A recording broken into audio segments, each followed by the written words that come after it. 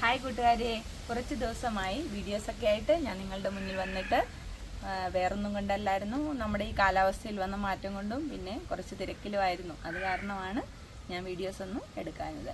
ഇന്ന് ഞാൻ നിങ്ങൾക്ക് മുന്നിൽ പരിചയപ്പെടുത്തുന്നത് ഒരു സെമി ട്രോപ്പിക്കൽ വെറൈറ്റിയാണ്. വീഡിയോയിലേക്ക് പോകുന്നതിന് മുമ്പ് ലൈക്ക് ചെയ്യാനും ഷെയർ ചെയ്യാനും മറക്കല്ലേ. അപ്പോൾ ഇതാ നോക്കിക്കേ, ഇന്നത്തെ സെമി ട്രോപ്പിക്കൽ വെറൈറ്റിയായ യെല്ലോ പിയോണിയാണിത്.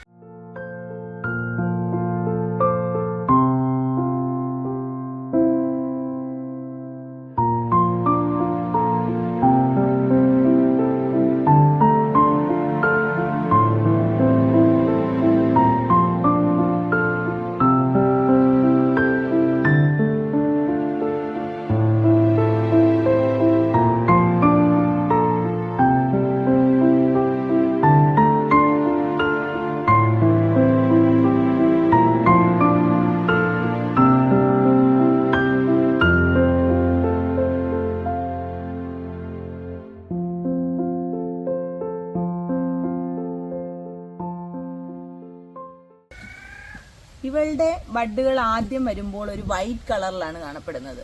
അപ്പോൾ നമുക്ക് ഇത് വൈറ്റ് പിയോണിയുടെയൊക്കെ ബഡാണെന്നേ നമുക്ക് തോന്നാറുള്ളൂ. പക്ഷെ ഇത് വിടർന്ന് കഴിയുമ്പോഴാണ് ഈ യെല്ലോ കളറ് നമുക്ക് കിട്ടുന്നത്. അധികം കടുത്ത കളറൊന്നും യെല്ലോയിൽ കാണപ്പെടുന്നതെങ്കിൽ ലൈറ്റ് യെല്ലോയാണ്. ലൈറ്റ് യെല്ലോയിൽ കാണപ്പെടുന്ന ആ ഗ്രീൻ സീഡ്, അതാണ് ഇതിന്റെ ഭംഗി ഒന്നുകൂടെ എടുത്തറിയിക്കുന്നത്. വളരെ വലിപ്പമൊന്നും ഇല്ലെങ്കിലും അധികം പെറ്റൽസ് ഒന്നും ഇല്ലെങ്കിലും ഇവൾ സുന്ദരിയാണ്.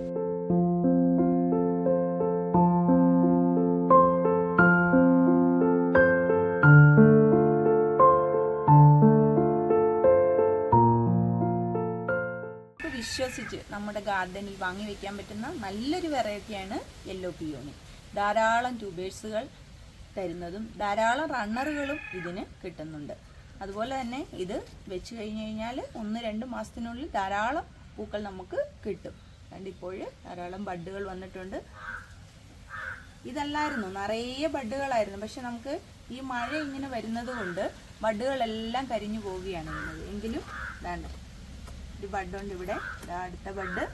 ഇനിയിപ്പോൾ ഇങ്ങനെ ബഡ്ഡുകൾ വന്നുകൊണ്ടേ ഇരിക്കുകയാണ്. ഇതൊരു ചെറിയ പോട്ടിൽ വെച്ച് കഴിഞ്ഞാൽ പോലും നിറയെ പൂക്കൾ നമുക്ക് കിട്ടും. പിന്നെ വെക്കുന്ന പാത്രത്തിൻ്റെ വലുപ്പത്തിനനുസരിച്ച് ഇതിൻ്റെ പൂക്കൾ വലുതായിക്കൊണ്ടിരിക്കും.